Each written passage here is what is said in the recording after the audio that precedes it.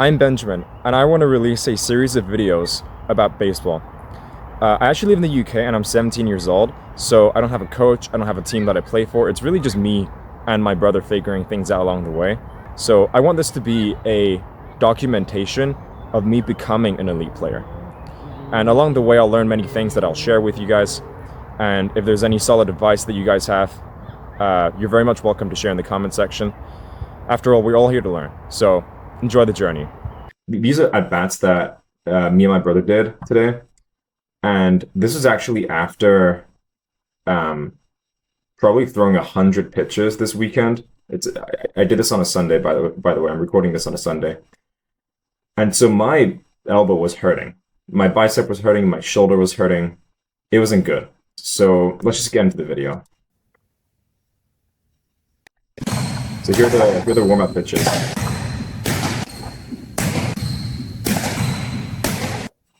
So my top velocity is 80 miles per hour. I think my top velocity here was probably just over 75, and my average fastball probably just below 75. So it wasn't. I wasn't trying to throw with 100% effort because my arm really was not in pristine condition. So I was mainly relying on my breaking ball, specifically my slider. My cutter was doing a lot of the job as well. So first at bat, hit by pitch. I almost murdered my brother with my slider here. It was the first pitch I threw. Right at him. Yeah, he was okay. I think I hit him on the hand, on the arm right here. He was completely fine. So there's the cutter. There's the fastball. And there we go. There's the slider. My pitcher's arsenal is basically my fastball, my sinker, which I rarely throw, my cutter, which is probably my best pitch, my slider, which is a new pitch, but also one of my best pitches, my changeup, which is also a new one, and I'm not that good at it yet, but I think I've got great potential with that. And I also have my curveball, which I'm actually trying to get rid of. The entire reason why I now throw a slider, why I try to develop a gyro traditional slider, is because my curveball sucks. My curveball was really good before, actually, but my arm slot has been lowering over the past year or so. So it's really hard for me to get on top of that curveball to get that 12-6 movement, that directly downward movement. A lot of the times it actually slips out of my hand and it ends up going over the batter's head, and you'll see this later in the video. Actually, I throw it over my brother's head, so I'm trying to phase it out. So that's the second at bat right there. Okay, so there's the cutter, and there's like a distinct tail at the end, and this is why my cutter is my best pitch. I've got really good command of it. It moves really well, and by the way, I'm a terrible hitter. I don't think I have any chance against myself. And there was actually my changeup. This was probably the only good changeup I threw. The movement of it isn't really obvious. Okay, here's the cutter, and that's the changeup. You see that distinct tailing, and towards the inside at the end. That was the best changeup I threw all day, and my other changeups were pretty terrible. So we're at 0-2 now. I don't know what I think that missed low. That was a slider there. Really good break. I don't know how on earth my brother took that pitch. And yeah, fastball, strikeout looking.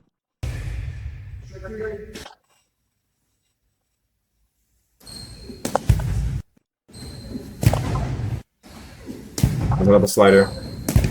That's a fastball. It's a fastball. And there we go. That is also one of my nastiest sliders of the day. That was crazy.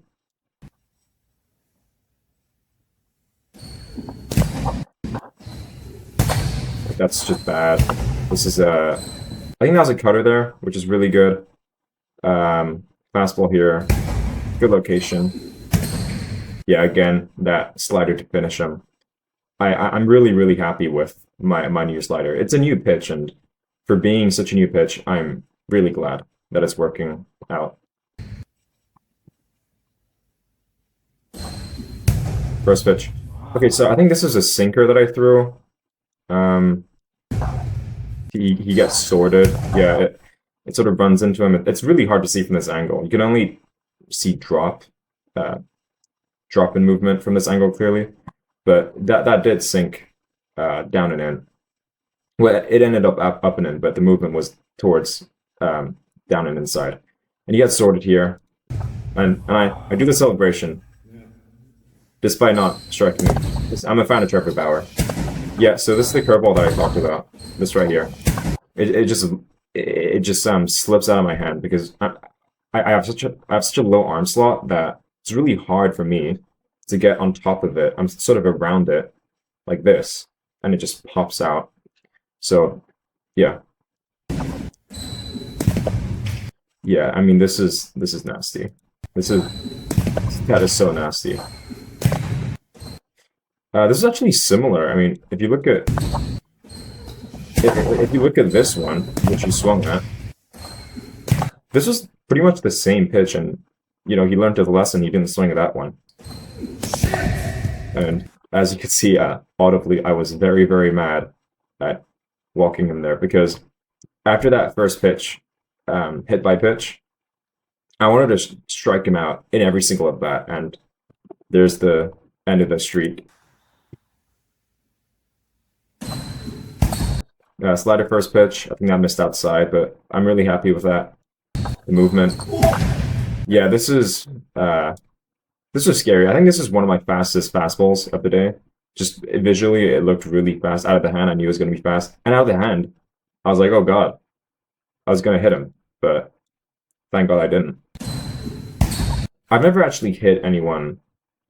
Yeah, I've never hit anyone with my fastball before. I've hit people with my slider. Well, the first at bat, as you can see.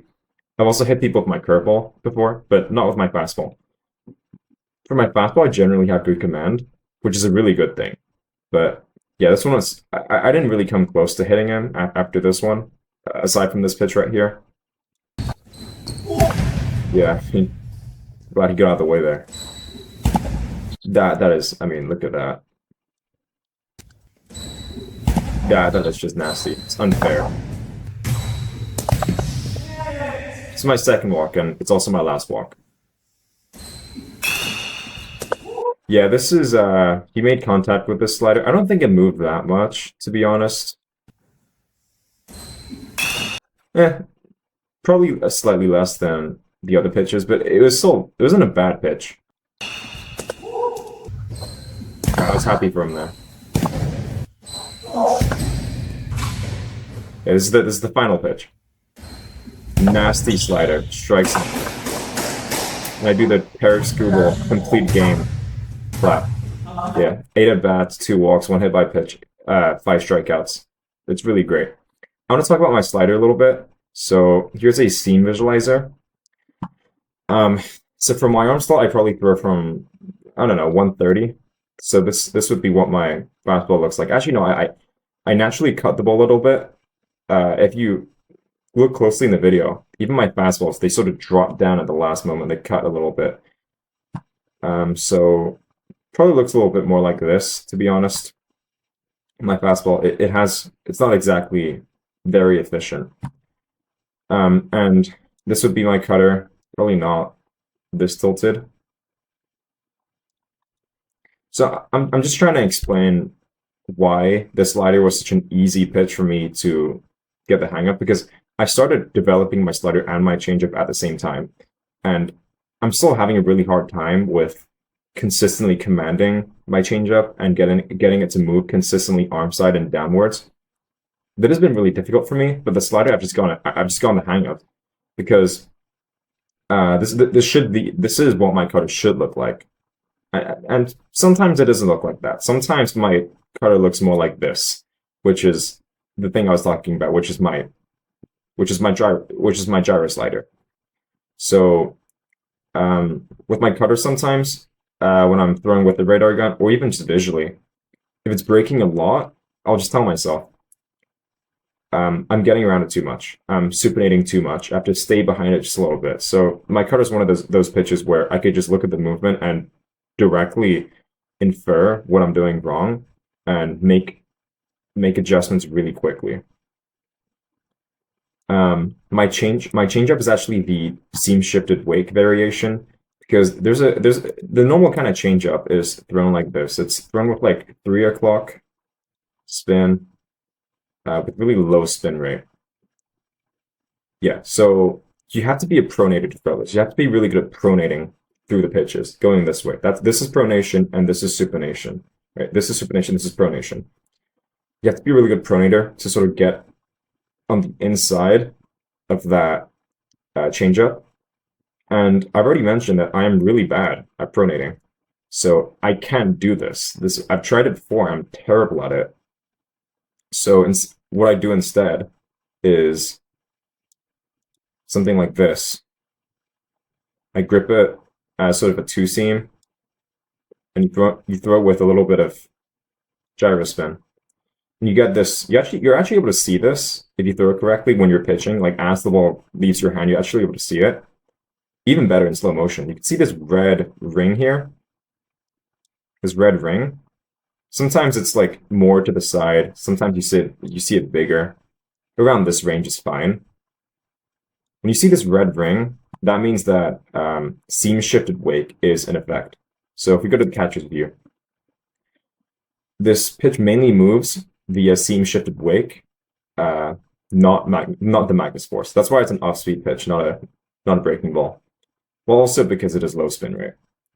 So what seam shifted wake is basically is the ball right now is traveling towards me, towards the viewer.